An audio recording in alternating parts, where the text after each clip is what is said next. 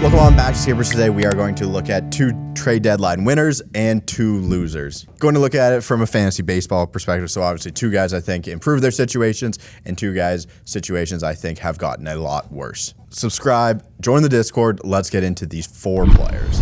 First winner I have is Lynn going to the Los Angeles Dodgers. Whatever's happening to Lynn this season I think can be chalked up to a little bit of bad luck. He's 90 years old. He's still getting a ton of strikeouts, like one of the best in baseball. Although he doesn't really need it, I think the motivation for him being injected into a big playoff race and a team that needs Lynn to be very good into a playoff race should turn around more than the second half of the season, but this little stretch here at the end. His numbers are just absolutely horrendous, but Lynn gets a bump up 10 spots in fielding percentage ranks with a 401 xFIP and one of the highest batting average and balls in plays of his career. So I think going from a team that I believe was ranked 20th in team fielding percentage in the White Sox going to a team now in the Dodgers that is 10th in fielding percentage, I think should help him out a lot. Also should get a ton more run support with the Dodgers. I did believe in Lynn in the second half already, and this trade I believe will only help him. He had the first start in a Dodger uniform last night. He got the Oakland A's, which should be a pretty cupcake matchup there, and he was solid.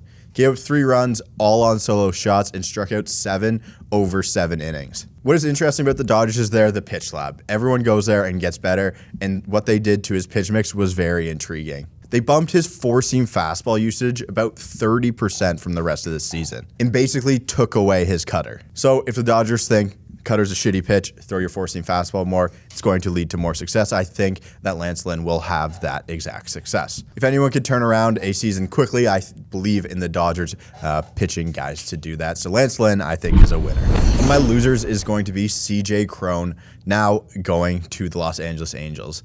CJ Crone was the best hitter of all time at Coors Field and not so good everywhere else. What made him a solid fantasy asset has been taken away from us, and he makes his return to Anaheim as part of the Angels, and we are not to be too happy with that. CJ Crone is a career .307 hitter at Coors Field with a .977 OPS and a career .251 hitter with a .757 OPS everywhere else. Thanks to these stats I saw from Scott White, obviously. I thought that he was turning it around after he came back from the injury, not thinking that the numbers would state that as well. He hit .322 in 59 at-bats in July with 5 home runs and a .982 OPS. That was a guy who I wanted to bet on in the second half and pick up as well. Should have used my brain a little bit more. I didn't think he was going to be moved. Should have known that. Crone is a career .269, .788 OPS player at Angel Stadium and has 33 home runs in 212 games. I don't think too much has changed in CJ Crone's game, so he's not coming back to Anaheim as a completely different player. It's pretty similar, and we've seen the numbers he's put up there. They're fine.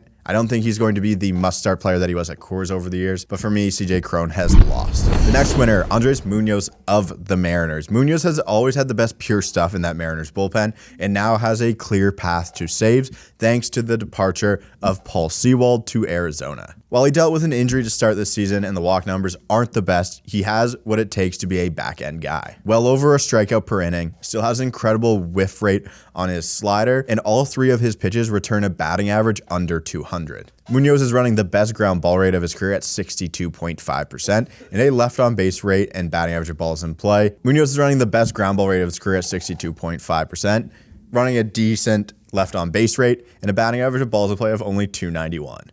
He runs a FIP and xFIP below his actual ERA and has 14 saves plus holds in his 26 appearances. I think it's 12 holds and 2 saves, but nonetheless, they all count in some of my leagues the same. He's in a great spot to rack up saves if the Mariners stay competitive for the home stretch of this season.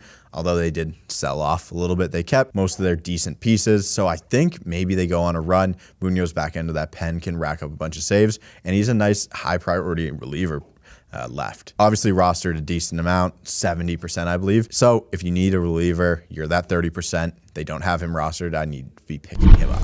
And finally, the last loser, Michael Lorenzen going to the Philadelphia Phillies. This is the worst case scenario for a starter who is outperforming his expected stats and goes from one of the best pitchers parks in all of baseball to one of the worst, moving from Detroit to Philadelphia. Lorenzen gives up an incredible amount of hard contact, and his percentile rankings are piss poor, besides the fact that he spins his fastball really well. 22nd percentile average exit velocity, 39th percentile hard hit percentage, Expected ERA, 52nd percentile. Expected batting average, 38th. Expected slug, 36th. And a K rate in the 26th percentile. And a whiff rate in the 24th percentile. Lorenzen, again, K rate under 20%. An expected ERA half a run worse than his actual, and his xFIP is 421, almost a full run worse than his ERA. I would think that a ground ball rate of only 42% won't be beneficial to him at Citizens Bank Park. Philadelphia, one of the worst situations to end up in for Michael Lorenzen. I think he is a loser at this point. There it is, 2 winners, 2 losers in fantasy baseball post trade deadline. Let me know what you guys think. Anyone else you think won or lost in their situations? Thank you for watching. Subscribe, join the Discord, and I will see you guys tomorrow.